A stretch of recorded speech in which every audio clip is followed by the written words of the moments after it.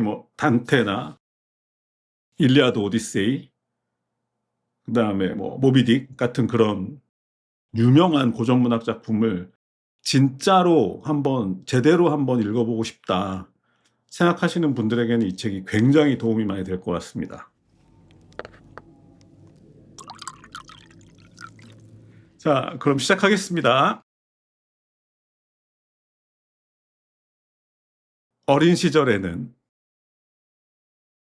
매주 일요일 아침이면 식구들이 함께 TV 앞에 모여 앉아서 전원일기를 보는 게 꽤 중요한 일상이었습니다. 왜 그랬는지는 모르겠지만 아무튼 그랬는데 저희 집만 그랬던 건 아니고 그때는 대부분의 가정이 다 그랬죠. 사실 뭐 그때는 저는 어렸으니까 별 생각이 없었는데 나중에 시간이 아주 많이 지난 다음에 생각해 보니까 그 프로그램의 인기가 우연히 만들어졌던 건 아니었던 것 같습니다. 저희 부모님 세대들은 60년대 시골에서 상경한 분들이 많았고 또 서울에서 자리 잡느라고 힘들게 사는 동안 고향에 대한 향수가 깊었겠죠. 근데 그걸 이제 달랠 기회가 없었는데 그런 TV 프로그램들이 그분들의 그리움을 달래주었던 것 같습니다. 그런데 저희 부모님 세대 분들이 어린 시절에 경험했던 농촌의 대가족 시절을 그리워했다면, 자, 농촌 생활을 겪어본 적이 전혀 없는 저희 세대는 정반대였습니다. 저희 세대의 특징이라면 대가족이나 핵가족을 넘어서 혼자 살고 싶다는 욕구를 강하게 느꼈던 거죠.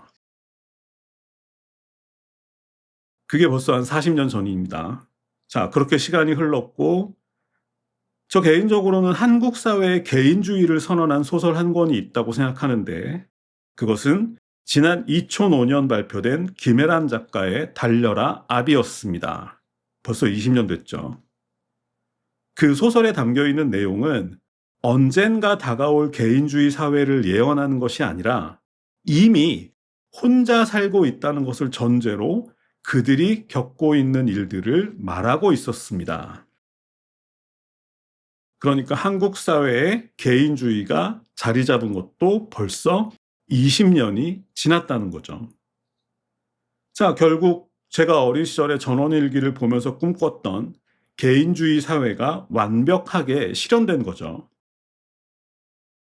그런데 문제는 그토록 원했던 것이 이루어졌지만, 하지만 그것으로 인해 파생된 다른 문제들이 있었고, 그것의 심각성 또한 만만치 않았다는 것입니다.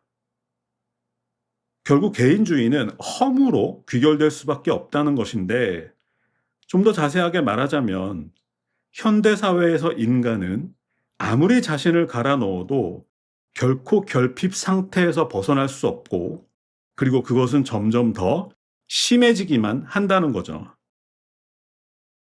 결국 또 다른 대안이 필요하다는 얘기인데, 그래서 그런지 요즘 철학자 중에는 그것을 진단하고 대안을 제시하려는 사람들이 꽤 있는 것 같고, 그래서 기회가 닿는 한 저도 열심히 찾아서 읽어보고 있는데, 오늘 소개할 이 책도 그런 책 중에 한 권인 것 같습니다.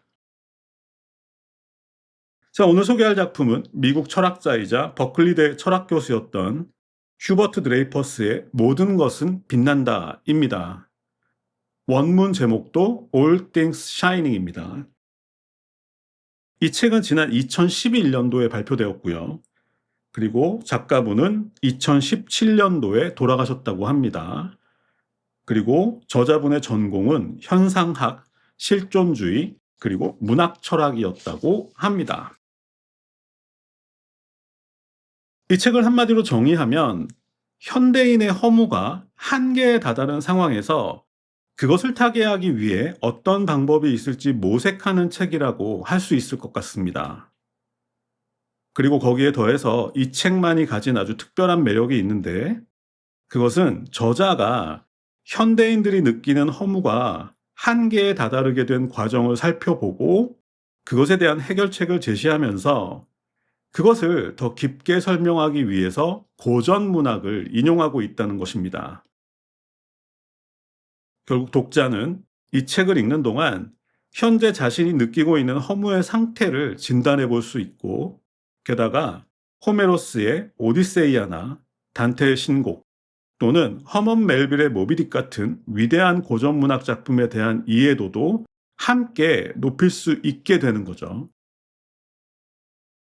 자, 모비딕이나 신곡 같은 작품들을 버킷리스트에 담아두셨던 분들에게는 꼭 필요한 책이 될 것 같고, 일리아드나 오디세이아도 완전히 새로운 각도에서 읽을 수 있을 것 같습니다. 자, 이 책은 총 7개의 장으로 구성되어 있습니다. 과거 고대 그리스 시대에 살았던 인간들이 세상을 어떤 방식으로 느꼈는지, 그리고 그것이 기독교 시대와 현재 계몽주의 시대를 거치면서 어떻게 변화해 왔는지를 살펴보고 마지막에 대안을 제시하는 과정입니다. 그럼 오늘도 책 순서를 따라서 천천히 살펴보도록 하겠습니다. 먼저 1장의 제목은 선택의 짐입니다. 책은 지난 2017년 미국 뉴욕의 어느 지하철역에서 일어났던 사건을 소개하는 것으로 시작하고 있습니다. 열차를 기다리던 어느 젊은이가 갑자기 경련을 일으키는 바람에 선로 아래로 떨어졌는데, 이때 어린 2딸과 함께 있던 어느 50살의 건설 노동자 아저씨가 지하철이 달려오고 있던 선로에 뛰어내려서 그를 구했다는 것이죠. 당시 미국 언론에서는 이 사건을 대대적으로 보도했고, 저마다 전문가들을 내세워서 그의 영웅적인 행동의 원인을 분석했지만, 정작 당사자는 자신이 특별히 대단한 행동을 했다고 생각하지는 않는다고 말했다는 것입니다. 이 사례에서 저자는 인간이 매우 특별해지는 어떤 순간에 대해서 말하고 있습니다. 마치 마이클 조던이 덩크슛을 하려고 날아올랐을 때 잠깐 시간이 멈춘 것처럼 보이는 그런 순간처럼, 인간에게는 본래 그렇게 빛나는 순간이 있었지만 이제는 그런 것들이 거의 다 사라져 버렸다는 것이죠. 그리고 저자는 그 이유를 선택의 짐 때문이라고 말하고 있습니다. 예를 들어서 과거 중세 시대에는 인간이 선택이라는 걸 할 이유가 전혀 없었습니다. 왜냐하면 신이 이미 모든 것을 알고 있었으니까 언제나 신에게 물어보면 되었던 거죠. 그런데 르네상스 이후 계몽주의 시대에 접어들면서 신의 존재감은 점점 약해져 갔고, 대신 인간 스스로가 선택할 수 있는 선택지는 계속해서 넓어졌는데, 그것이 계속되다 보니까 결국 선택할 것이 너무 많아져서 아예 이러지도 저러지도 못하는 상황에 처했다는 것입니다. 결국 어떤 사람들은 자신은 무조건 옳다는 아집에 사로잡혔고, 또 다른 사람들은 아예 선택 자체를 하지 못하게 되었다는 거죠. 자, 1장은 너무 과도하게 많은 선택지 때문에 정작 제대로 된 선택을 하지 못하게 된 현대인의 역설에 대해서 이야기하고 있습니다. 다음 2장의 제목은 우리 시대의 허무주의입니다. 이 부분이 조금 어려웠죠. 잘 들어보시죠. 이 2장에서는 주로 데이비드 포스터 월러스라는 미국 작가와 또 잘 알려진 책이죠. 먹고 기도하고 사랑하라의 저자인 엘리자베스 길버트를 통해서 현대인들이 우리 시대의 허무주의에 어떻게 대응하고 있는지 설명하고 있는데요. 먼저 월러스는 그것을 끊임없는 사유와 투쟁을 통해서 극복하고자 했다고 합니다. 그러니까 거대 자본주의 시스템 안에서 부품이 되어버린 개인의 위치에서 탈출을 꿈꾸는 게 아니라 그렇게 부품으로 살아가는 운명 그 속에서 의미를 찾아보려고 했다는 것이죠. 극복하려고 했다는 것입니다. 자기 스스로의 의지로. 사실 저는 월러스라는 작가를 잘 몰라서 처음에는 뭔 소리인지 잘 못 알아들었었는데, 그런데 곰곰이 생각해 보니까 이건 보통 문제가 아니었습니다. 왜냐하면 저를 비롯해서 제가 알고 있는 사람들 대다수가 바로 그렇게 살고 있기 때문이죠. 일을 쳐내면 쳐낼수록 일은 점점 더 많아지고, 자, 그래서 정신 바짝 차리고 하면 될 것 같은데, 그게 또 잘 안 되는 거죠. 결국 사람들은 이렇게 생각하죠. 현재 자신이 처해 있는 상황을 철저하게 분석하고, 그리고 자신의 의지와 노력으로 극복하려고 노력하지만, 상황에 대한 완벽한 분석이라는 것은 애초부터 불가능한 것이죠. 왜냐하면 상황은 계속 변하기 때문이죠. 그리고 이게 슬픈 얘기인데, 인간은 애초부터 그렇게 완벽한 존재가 아니기 때문입니다. 이렇게 하면 될 수 있을 것 같지만 정작 인간은 그렇게 할 수 없는 존재라는 거죠. 결국 자신이 처해 있는 상황 그 자체를 받아들이고 자신의 의지와 노력으로 그것을 극복하고자 노력했던 작가 데이비드 월러스는 끝내 자살을 선택할 수밖에 없었다고 합니다. 세상은 이성으로만 설명될 수 있는 게 아니고 인간 또한 마찬가지라는 거죠. 반면에 먹고 기도하고 사랑하라의 엘리자베스 길버트는 월러스와는 다른 선택을 했습니다.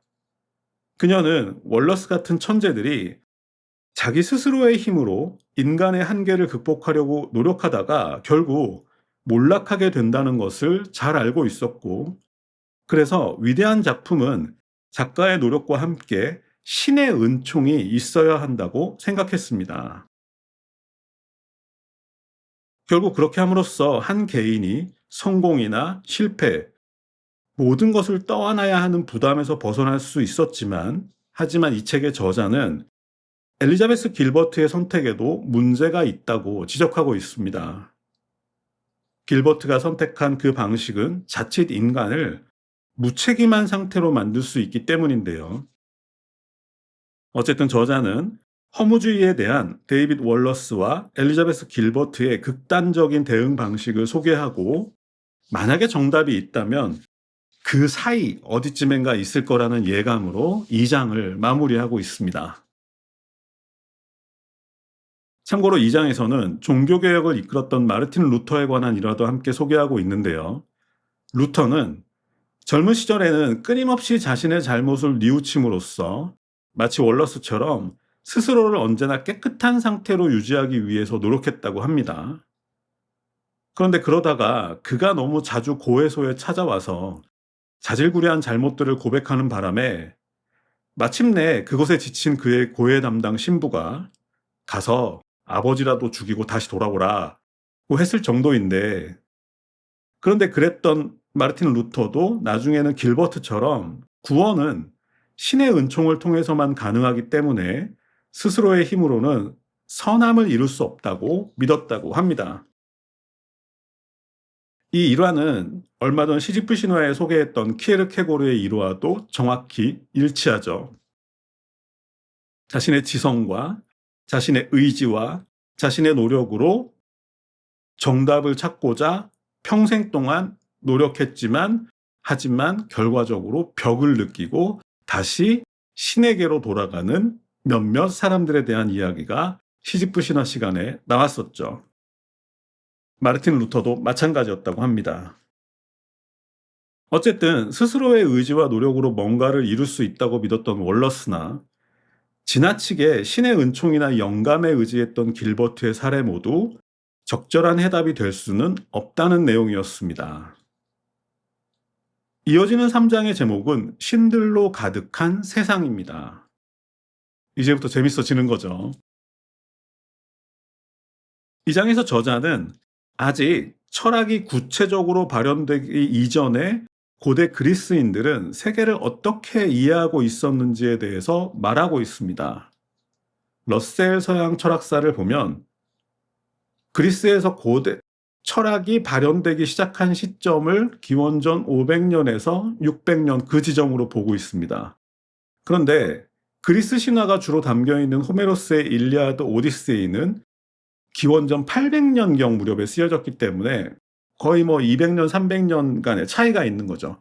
그러니까 지금 저자가 말하고자 하는 시대는 철학이 아직 발현되기 전 신화만 있었던 고대 그리스에 대해서 이야기하고 있는 겁니다. 자, 여러 얘기가 많이 나오지만 가장 중요한 것은 고대 그리스인들은 어떤 일이 아주 잘 풀렸거나 혹은 안 풀렸을 때 거기에 신의 개입이 있었다고 믿었다는 것입니다. 모든 상황에서 신이 개입했다고 믿었다는 거죠. 자, 예를 들어서 이게 참 우리가 정서적으로 받아들이기 힘든 부분이긴 한데 어쨌든 트로이 전쟁의 원인이 되었던 헬레네 잘 아시죠? 그 헬레네의 경우 당시 그리스인들은 그녀가 남편을 버리고 다른 남자와 함께 도망갔다가 그리고 전쟁이 끝난 후 다시 돌아오죠, 남편하고. 그리고 돌아와서 다시 남편과 함께 아무렇지도 않게 사는 것에 대해서 도덕적인 비난을 하지 않습니다. 우리한테는 말도 안 되는 얘기인데 그리스인들은 그렇지 않았다는 거죠. 자, 그들은 헬레네에 대해서 도덕적인 비난을 하는 게 아니라 그런 모든 사례들을 그만큼 헬레네의 미모가 완벽하게 압도적이었다는 사실의 증거로 받아들였다는 겁니다. 그만큼 미모가 압도적이었으니까 헬레네에게는 그것이 용서된다는 것이고 다른 남자들도 그것을 당연하게 생각했다는 거죠. 남편마저도. 그리고 그 정도로 압도적인 미모를 가지려면 그리스인들 입장에서는 당연히 거기에는 아프로디테의 역할이 있었다고 믿었다는 거죠. 그렇지 않고 인간이 그 정도로 압도적인 미모를 가질 수는 없으니까 그렇게 신이 개입했던 순간이었던 거고, 그리고 역시 트로이 전쟁의 영웅인 아킬레스도 마찬가지인데 만약 신의 보살핌이 없었다면 여러분들도 영화 많이 보셨죠? 아킬레스가 전장에서 그렇게 대단한 업적을 쌓을 수는 없었다는 거죠. 그러니까 결국 고대 그리스인들은 인간의 어떤 논리로 설명할 수 없는 어떤 특별한 순간이 찾아왔을 때 그 순간을 신이 개입했구나 이렇게 믿었다는 것입니다. 그리고 이것은 고대 그리스에 그렇게 여러 명의 신이 존재했다는 것을 증명하는 것이기도 한데, 자, 시작할 때 언급했던 마이클 조던의 경우처럼 인간에게는 때때로 별처럼 빛나는 순간이 찾아오기도 하는데 그것에는 사랑이나 전투나 스포츠 같은 그렇게 다양한 순간이 있는 것처럼 그러한 다양한 순간순간마다 따로따로 보살펴줄 역시 다양한 신들이 당연하게 필요했다는 거죠. 그래서 고대 그리스에 신들이 그렇게 많았다는 것입니다. 이제는 조금 이해가 되죠. 왜 헬레네를 사람들이 원망하지 않는지. 자, 여기서 가장 중요한 것은 역시 인간에게는 때때로 빛나는 순간이 있다는 것이고 고대 그리스인들은 그것은 신의 개입 없이 인간의 힘만으로는 불가능하다는 것을 잘 알고 있었다는 것입니다. 이게 이 책에서 가장 중요한 지점입니다. 이것이 바로 현대인과 그들의 결정적인 차이인데 현대인들은 뭔가 큰 성취를 이루었을 때 그것을 자신의 노력에 대한 당연한 보상이라고 생각하지만 고대 그리스인들은 그보다 먼저 그 순간에 자신을 도와준 신에게 감사를 표했다는 거죠. 그 차이점이 분명하게 느껴지시죠? 그렇게 함으로써 그들은 모든 것에 대해서 책임을 져야 하는 부담에서 벗어나서 신들과 함께 즐겁게 살았다는 것입니다. 자, 살다 보면 실제로 우리에게도 가끔씩은 생각지도 않았던 큰 행운이 찾아올 때가 있죠.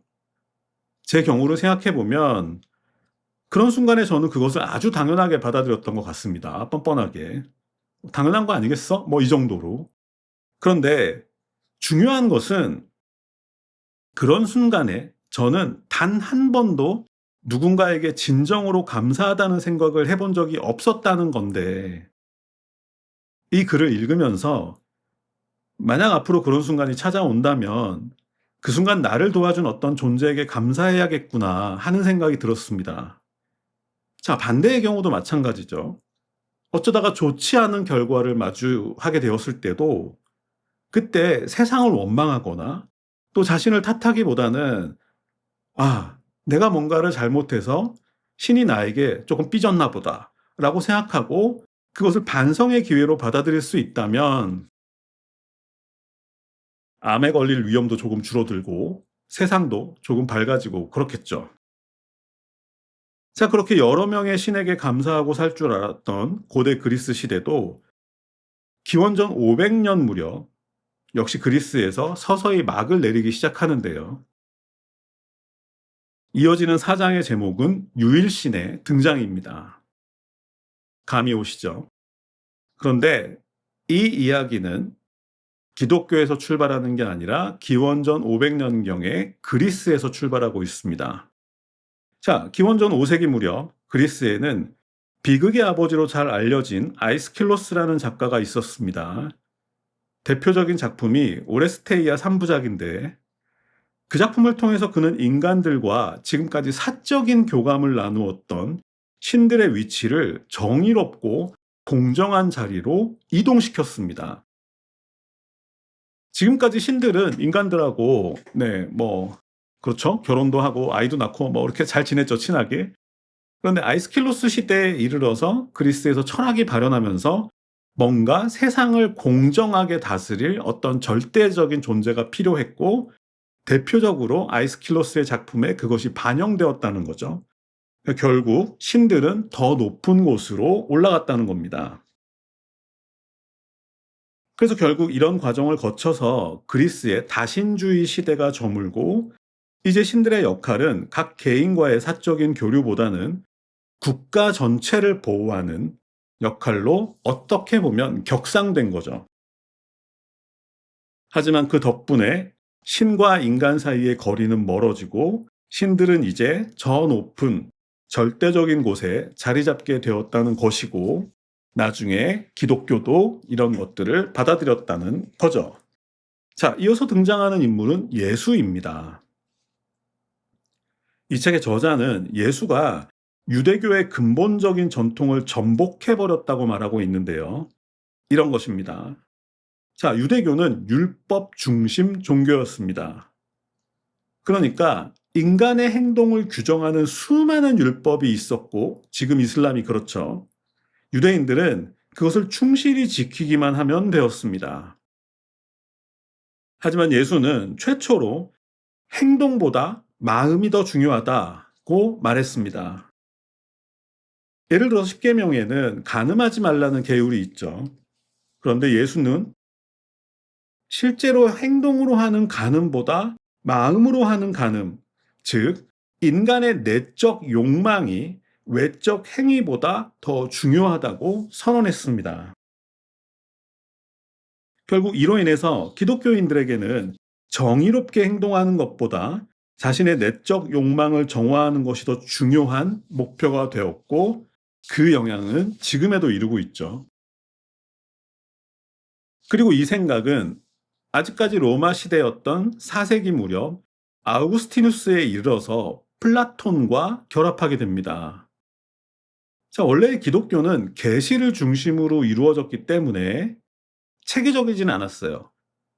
그런데 이것을 더 구체화하고 체계화할 필요가 생겼던 거죠.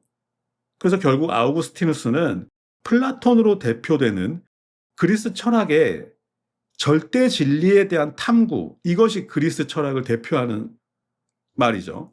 절대 진리에 대한 탐구, 이것이 플라톤입니다. 그것과 또 신이 인간의 몸으로 태어나서 이것을 육화라고 하죠. 신이 인간의 몸으로 태어나서 인간이 겪는 모든 고초를 함께 겪는 것을 통해 보여주었던 아가페적 사랑을 인간 또한 실천해야 한다는 기독교 정신을 플라톤의 정신과 결합시키게 됩니다.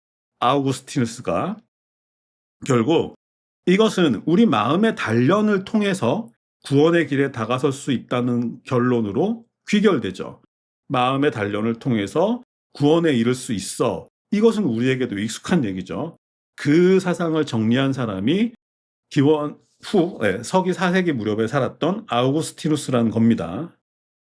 자, 재밌는 얘기가 있는데 아우구스티누스 이전에는 책은 누구나 소리를 내어서 읽었다고 합니다. 그리고 그것은 너무나 당연한 거라서 다른 생각을 할 필요도 없었다고 하는데 그런데 이 아우구스티누스가 그것을 깨달은 이후 혼자서 소리 없이 책을 읽기 시작했다고 합니다. 그것의 시조도 아우구스티누스인 거죠. 자, 아우구스티누스 참회록이 지금도 팔리고 있죠. 한번 읽어보셔도 좋을 것 같은데, 어쨌든 지금의 우리는 책을 소리 없이 읽는 것을 당연하게 생각하지만 그것이 아우구스티누스가 깨달았던 일종의 마음을 단련하는 방식이라고 생각한다면 지금 우리가 하고 있는 독서 또한 조금 더 특별하게 느껴질 수도 있는 것 같습니다. 네, 그래서 말씀드렸고요. 하지만 저자의 결론은 하지만 결국 아우구스티누스 역시 현재의 삶보다는 플라톤이 말했던 사유와 정신의 세계에 더 매몰되었다는 것으로 사장은 마무리되고 있습니다. 다음 5장의 제목은 자율성의 매력과 위험이라는 제목의 장입니다. 자, 드디어 단테의 신곡이 나오는데요. 저자는 이것을 과거와 비교하기 위해서 먼저 단테의 신곡을 예로 들고 있습니다. 신곡을 보실 분들은 이 장이 큰 도움이 될 것 같은데요. 먼저 서양 기독교 철학은 아우구스티누스 이후 1000년 동안 플라톤을 중심으로 성경을 해석해 왔습니다. 자, 서기 400년 무렵에 아우구스티누스가 플라톤과 성경을 결합시켰다. 그 이후 1000년 동안 성경은 플라톤을 중심으로 해석을 해왔다는 거죠. 그러다가 1000년이 지난 13세기 무렵 토마스 아퀴나스라는 사람을 중심으로 그 방식을 아리스토텔레스를 기준으로 해석하는 방식으로 전환하게 됩니다. 자, 이것을 우리는 스콜라 철학이라고 부르죠. 그리고 단테는 이 스콜라 철학을 대중화시킨 장본인인데 이 책의 저자는 우선 신곡에 등장하는 지옥이나 천국 등이 철저하게 정도에 따라서 단계적으로 구분되어 있는 구성 자체가 아리스토텔레스가 말했던 위계 질서가 반영된 것이라고 지적하고 있고 또 그 맨 꼭대기 정점에 신이 위치하고 있는 것 또한 아리스토텔레스의 부동의 원동자 개념이 반영되었다고 설명하고 있습니다. 자, 아리스토텔레스의 부동의 원동자란 세계의 중심에 있고 진료는 없지만 형상만 있는 그리고 자신은 가만히 있지만 모든 움직임의 원인이 되는 그런 절대자가 있다. 그리고 그것을 아리스토텔레스는 부동의 원동자라고 말했고 이 토마스 아퀴나스 이후 기독교의 신의 모습도 아리스토텔레스가 말했던 부동의 원동자의 개념과 점점 닮아갔다는 거죠. 그래서 단테가 신곡에서 구분했던 각 단계, 지옥이나 연옥이나 천국의 그 단계들을 살펴보면 당시 스콜라 철학자들이 생각했던 그런 죄질의 정도 또한 파악할 수 있다는 거죠.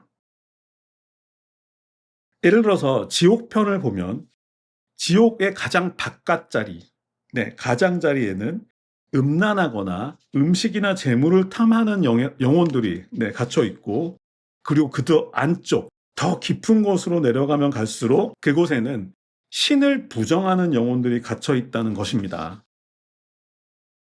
결국 단테가 살았던 시기에는 신과의 거리가 가까우냐 머냐에 따라서 그 사람을 평가하는 기준이 달라졌다는 거죠.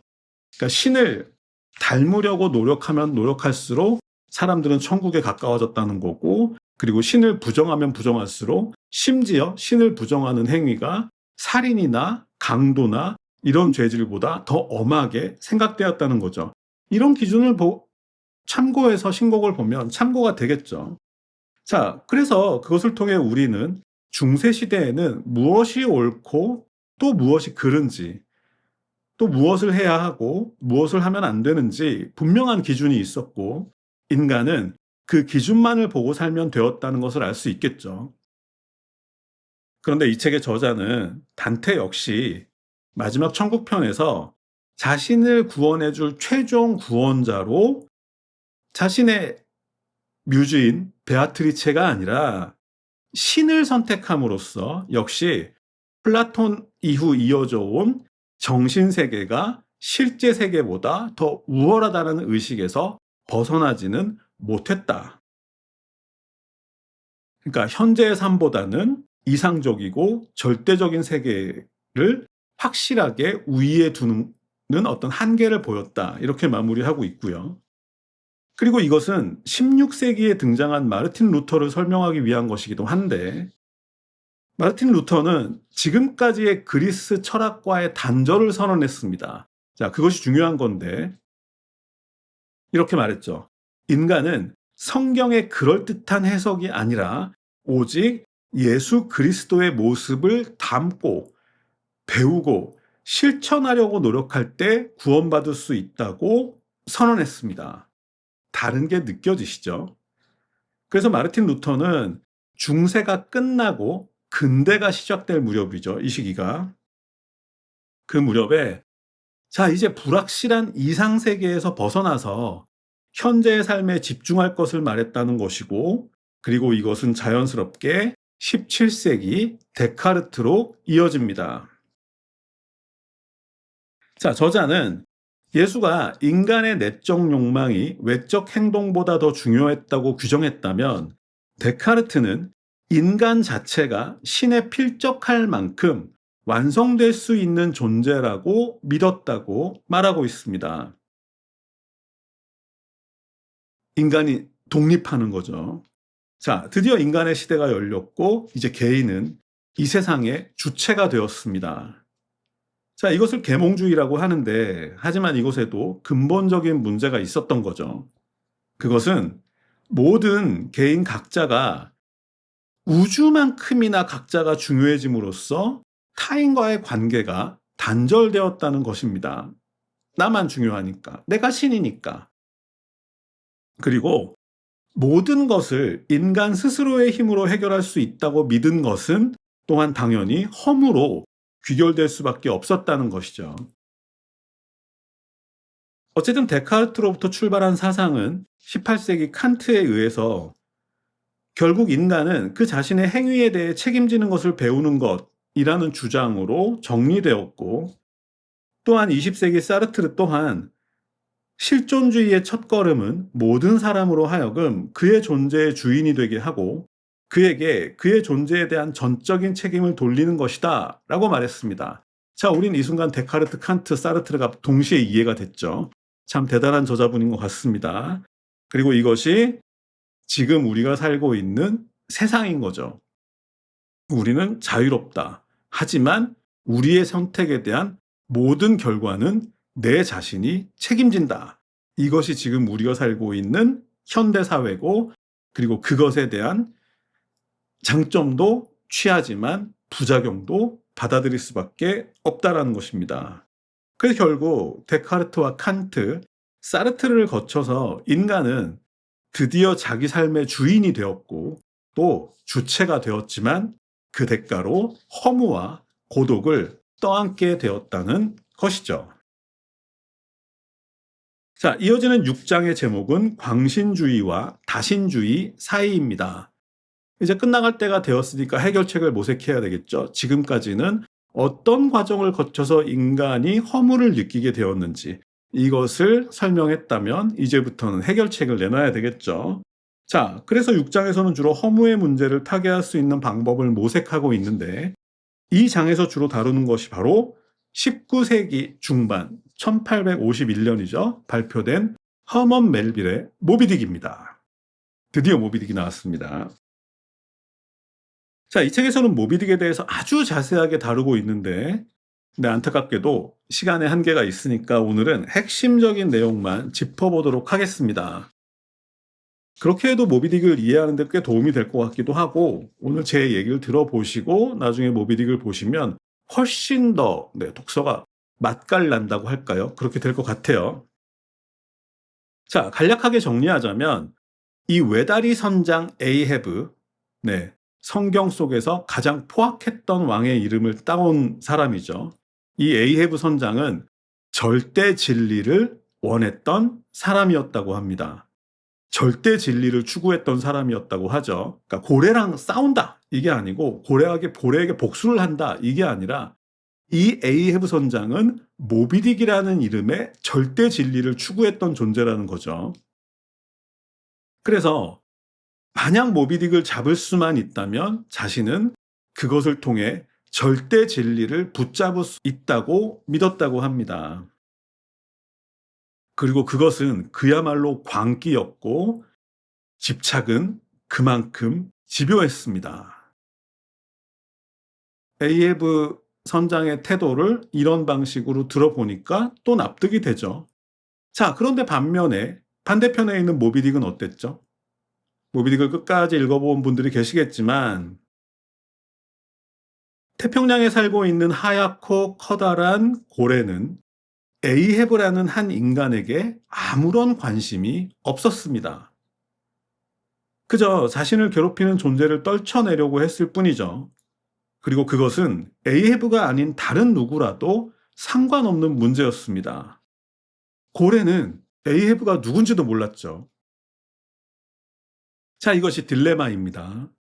한 인간은 고래를 간절히 원하고 그 고래는 한 인간에게 아무런 관심이 없습니다. 얼마 전 시집부 신화 소개할 때 스피노자 얘기를 잠깐 했었죠. 신은 인간에게 관심이 없다. 같은 내용이죠. 한 인간은 고래를 간절히 원하지만 그 고래는 그 인간에게 아무런 관심이 없다. 그리고 이런 이야기가 이어집니다. 그것은 이 고래가 가진 흰색의 상징성에 관한 것인데 한강의 흰에서도 비슷한 이야기가 나왔지만 자, 이것을 제대로 설명했던 영화 속 대사가 있죠. 자, 저 유명한 킹덤 오브 헤븐의 마지막 대사 이런 게 있죠. 예루살렘은 무엇입니까? 그랬더니 그 살라딘인가? 이렇게 얘기를 하죠. Nothing, everything.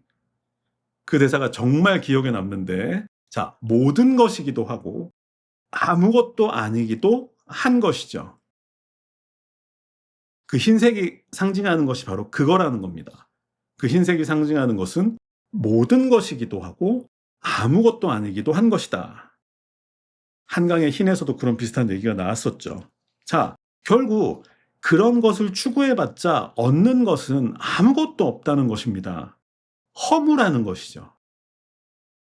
결국 저자는 허먼 멜빌이 모비딕을 통해 말하고자 했던 것은 마치 고래의 등에서 나온 물줄기를 따라서 그 무지개가 생기는 것처럼 진실은 절대 진리가 있는 게 아니라 진실은 여러 가지 색깔이고 모든 색깔이며 그리고 우주의 어느 중심에 있는 것이 아니라 이 세상 모든 곳에 있다는 것입니다. 모든 것은 빛난다. 빛날 수 있다는 것이고 그럴 수 있는데 인간이 아직 그것을 깨닫지 못했다는 거죠. 그리고 이 책은 그것을 말하는 책인 거죠. 자, 저자의 설명에 따르면 결국 허먼 멜빌은 1851년에 모비딕을 통해서 다시 다양성이 존재했던 다신주의 사회로 돌아가야 한다고 주장했다는 것입니다. 유일신을 부정하고 다신주의 사회로 돌아가자고 허먼 멜빌이 주장했다는 거죠. 그러니까 멜빌은 존재하지도 않는 절대 진리를 찾느라 시간을 낭비하고 그러다가 결국은 허무와 고독에 갇히지 말고 삶의 모든 순간에서 빛나는 장면을 찾고 그리고 그것에 감사해야 한다고 말했던 것이죠. 자, 이 말을 듣고 여러분들이 모비딕을 다시 보시면 제가 아까 말씀드렸죠. 작가정 심판 기준으로 모비딕은 1000페이지짜리 책인데 그중에 진짜 흰 고래가 등장하는 장면은 마지막 50페이지 정도에 불과하고 앞에 950페이지는 엉뚱한 이야기들이 써 있습니다. 근데 문제는 그 엉뚱한 이야기들이 다 재밌어요. 뭐 이렇게 뭐 돛대 위에 올라가서 뭐 그러니까 고래가 나타나는지 이제 감시하려면 가장 높은 곳에 올라가 가지고 이제 감시를 해야 되겠죠. 근데 이제 뭐 바다는 잔잔하고 배는 살살살살 흔들리고 봄바람은 불어오고 잠은 이제 오죠. 졸리고 막 그런데 이제 새들이 날아와서 막 귀찮게 하고 이런 어떤 작은 장면들, 사소한 장면들이 너무 재밌어요. 모비딕은. 결국은 허먼 멜빌의 구성 자체가 바로 그 다양성, 그 순간들의 어떤 빛남, 반짝거림 이런 것들을 멜빌은 모비딕을 통해서 이미 170년 전에 말하고자 했다. 1851년이면 니체의 자라투스트라가 나오기도 20년도 더 된 전입니다. 그러니까 그렇게 일찍 멜빌은 그런 생각을 해냈다는 거죠. 자, 모비딕에 대한 해석은 다시 봐도 정말 대단하니까 꼭 직접 이 얘기를 듣고 다시 확인하시기 바라겠고요. 자, 이제 결론이 나왔으니까 방법론에 대해서도 알아봐야 되겠죠. 이어지는 마지막 장의 제목은 우리 시대에 가치 있는 삶입니다. 먼저 허상을 쫓지 말고 지금 우리 앞에 있는 멋진 순간들을 즐기라는 것입니다. 자, 이제는 과거가 되었지만 마치 축구선수 메시 아시죠? 메시가 드리블을 할 때 보면 마치 신이 내린 것처럼 느껴지는 그런 순간들이 있는데 그런 순간들을 마음껏 즐기라는 것이죠. 그리고 중요한 것은 순간이고 그것은 일시적이라는 것입니다. 하지만 그 일시적인 것들이 모여서 우리의 전체 삶을 이룬다는 것인데 다만 그렇다고 해서 히틀러 같은 사람들의 광기에 현혹되어서는 안 된다고 말하고 있습니다. 비슷하기 때문에 그런 광기에 넘어가는 사람들이 지금 우리나라에도 있는 것 같은데 어쨌든 여기까지 하고 자, 그것을 구별할 수 있어야 한다는 것인데 그러기 위해서 저자는 우리는 자기만의 어떤 특별한 의식을 만들고 그리고 그것을 꾸준히 단련할 필요가 있다고 말하고 있습니다. 예를 들어서 어떤 사람에게는 아침에 마시는 커피 한 잔이 아주 특별한 순간일 수 있을 테고 그러면 그 사람은 그것을 위해서 특별한 원두를 준비하고 정성스럽게 커피를 내리고 그리고 가장 아끼는 잔에 한 잔의 커피를 마실 수 있다는 거죠. 그런데 모든 사람들이 모든 일상을 특별하게 만들 수는 없겠죠. 커피도 그렇게 마시고 요리도 그렇게 하고 청소도 그렇게 하고 하다 보면 네, 네. 그거에 쫓기겠죠. 그러니까 기술의 발전이라는 것도 적절하게 이용하면서 하지만 자기만의 특별한 순간도 살뜰하게 챙길 필요가 있다는 것인데 그러니까 삶 전체가 어떤 편리성에 매몰되어 버리면 일상이 무의미해지잖아요. 그리고 또 반대로 살아가는 모든 순간을 다 특별하게 만들려고 하다가는 골병 드는 수가 있죠. 네, 제 주변에도 그러다가 골병 든 사람들이 몇 명 있는데. 자, 그런데 이쯤에서 저는 그런 생각이 들었습니다. 자, 지금 우리가 하고 있는 독서가 이 저자가 말한 각자가 특별한 순간을 만들어야 한다는 말에 딱 부합하는 이야기이구나. 그런 생각이 들었습니다. 자, 우리도 먹고는 살아야 되겠고, 또 인간관계 같은 것도 챙겨야 되겠지만, 하지만 그렇게 꼭 해야만 하는 일에만 매달리기보다는 매일 조금씩이라도 시간을 내서 책과 함께 자기만의 특별한 순간을 즐기는 것도 저자가 말하는 삶이 빛나는 그리고 저는 이게 더 좋았는데 이 표현이 더 좋았는데 삶이 빛나는 그리고 신이 함께하는 그런 순간이겠구나 하는 생각이 들었습니다. 자, 이제 마무리하겠습니다. 아무래도 사람들은 세상에는 몇몇 천재들이 있고 특별한 재능은 그들에게만 주어진다고 생각하기 마련인 것 같습니다. 어찌 보면 그렇게 생각하는 게 편하죠. 그렇게 해야 자신의 평범성이 조금 가려질 수도 있기 때문일 텐데, 그런데 만약 이 책에서 말한 것처럼 우리 같은 평범한 사람들 곁에도 신이 머무는 순간이 있고, 그리고 우리가 그것을 믿는다면, 자, 어쩌면 이 자리에도 지금 문학의 신이 함께 했는지도 모르죠. 만약 그렇다면 우리가 이렇게 좋은 책을 알게 되고 또 읽게 되고 또 그것에 대해서 함께 이야기하게 된 것에 대해 기쁜 마음으로 이 자리에 함께 해준 문학의 신에게 감사할 수도 있겠죠. 자, 그렇게 생각하니까 독서라는 행위가 지니는 가치도 훨씬 풍부해지는 느낌이 드는 것 같고 이것을 꼭 실천해야겠구나 하는 생각이 드는 것 같습니다. 오늘은 여기까지 하겠습니다. 감사합니다.